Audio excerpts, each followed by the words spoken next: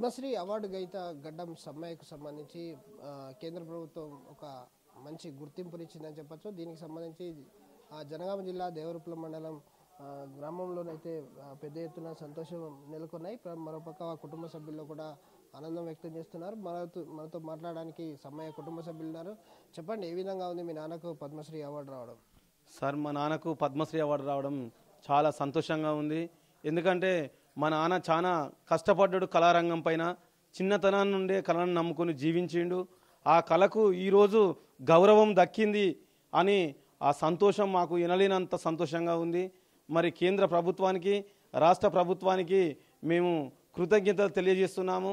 మా ఆనందానికి అద్దు లేదు. ఎందుకంటే మా కళ అంతరించిపోతున్న కళని ఈరోజు మోడీ గారు ముందుకు తీసుకొచ్చి ఈ కళను ఇంత వైభవంగా దీనికి గౌరవం దక్కించిండంటే ఆయనకు మా కళాకారుల పక్షాన, మా చిందు జాతి అందరి తరఫున మా యొక్క కళాభివందన తెలియజేస్తున్నాం సార్. అంటే మీ నాన్న కళా ప్రదర్శన చేసినప్పుడు మీరు ఎప్పుడైనా వెళ్ళి చూడడం జరిగిందా?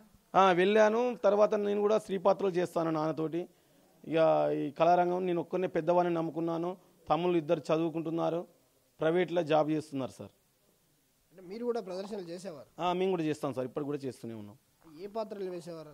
నేను సుదేష్ణాదేవిగా, సుభద్రగా, తర్వాత ద్రౌపదిగా ఇలాంటివి చేస్తూ ఉంటాను సార్.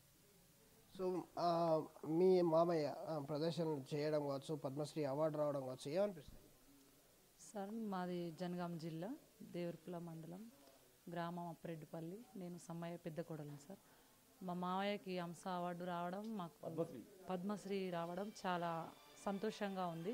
మా కుటుంబం అంతా మేము సంతోషంగా దాన్ని ఆనందం తట్టుకోలేకపోతున్నాం సార్. మా కుటుంబం అంతా మంచిగా ఈ ప్రభుత్వం ఇట్లా మా మామయ్యకు పద్మశ్రీ అవార్డు ప్రకటించడం చాలా సంతోషంగా ఉంది సార్.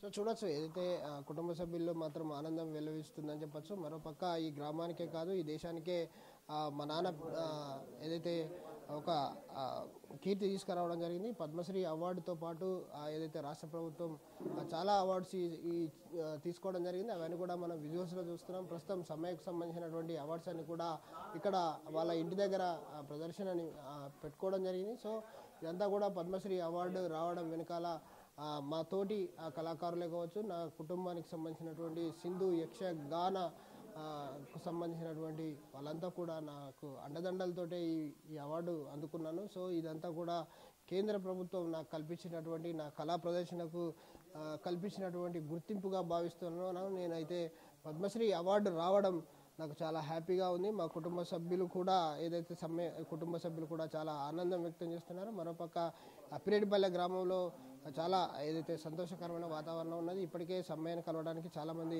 ఎమ్మెల్యేలు కావచ్చు, వీళ్ళంతా కూడా వచ్చి, ఊరు ప్రముఖులంతా కూడా వచ్చి తనను సన్మానించుకోవడం చాలా హ్యాపీగా ఉంది. సో ఇదంతా కూడా కుటుంబ సభ్యుల్లో కూడా ఆనందం వెలువరిస్తుందని చెప్పచ్చు. కెమెరామెన్ రాజుతో విజయసాగర్, RTV న్యూస్, వరంగల్. మరిన్ని వీడియోస్ కోసం ఛానల్ ని సబ్స్క్రైబ్ చేయండి. లేటెస్ట్ అప్డేట్స్ కోసం వాట్సాప్ ఛానల్ ని ఫాలో చేయండి. అండ్ లింక్ డిస్క్రిప్షన్ లో ఉంది.